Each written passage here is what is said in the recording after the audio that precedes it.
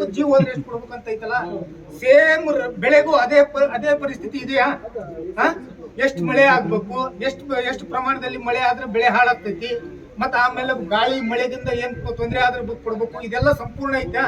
ನಾನು ಅಪ್ ಗಾಡಿ ಹುಲ್ಲೆಲ್ಲ ಕಟಾವು ಮಾಡ್ಕೊಂಡು ಭತ್ತ ಒಕ್ಕಿ ಅಲ್ಲಿಂದ ಟ್ರಾನ್ಸ್ಫರ್ ಯಾವ್ದೋ ಅಂಗಡಿ ಮಾರ್ಬೇಕು ಅಂದಾಗ ಅಲ್ಲಿ ಗಾಡಿ ಪಲ್ಟಿ ಆದ್ರೆ ನಿಮ್ದು ವಿಮಾ ಕೊಡ್ಬೇಕು ಅನ್ನೋದು ಇದು ಗೊತ್ತಾ?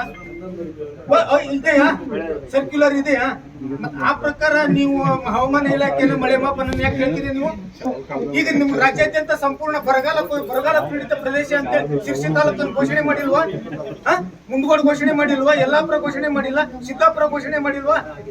ಯಾಕೆ ಮತ್ತೆ ಮಳೆ ಅವಶ್ಯಕತೆ ಏನೈತಿ?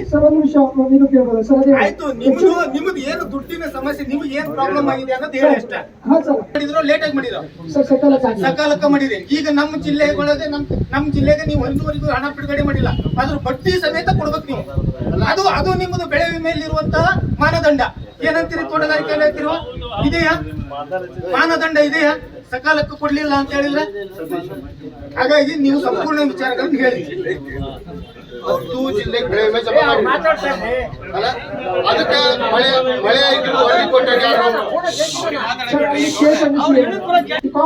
ಪ್ರೊಸೆಸ್ ಇದು. ನಮ್ಗೆ ಏನಾಗಿದೆ ಅಂತಂದ್ರೆ 136 ಗ್ರಾಮ ಪಂಚಾಯತ್ ಏನ್ ಮಳೆ ಮಾಪನ ಇದೆಯಲ್ಲ ಅದು ಸರಿ KSMDC ಮಾಹಿತಿ ಬಂದಿದ್ದು ಲೇಟ್ ಆಗಿ ಬಂದಿದೆ. ಬಂದಿದ್ದಕ್ಕೂ ನಾವು ಕೇಳಿದೀವಿ, ಕ್ಲಿಯರೆನ್ಸ್ ಕೇಳಿದೀವಿ. ತುಂಬಾ ಏನಿಲ್ಲ ಸರ್, ಒಂದು ಉದಾಹರಣೆ 2-3-5 ಗ್ರಾಮ ಪಂಚಾಯತ್ ತಗೊಂಡಿದ್ದೀನಿ ಅಷ್ಟೇ. 136 ತರಲು 5 ಗ್ರಾಮ ಪಂಚಾಯತ್ ತಂದಿದ್ದೀವಿ. ಈಗೇನು ಅಂತಂದ್ರೆ ಸರ್, ಸುಮ್ಮನೆ ಕೇಳ್ಬೋದು, ನಿಮ್ಗೆ ಹೇಳ್ಲಿಕ್ಕೆ ಅಷ್ಟೇ.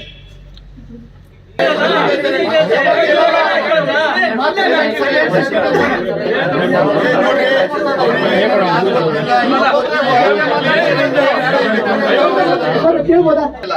ಈಗ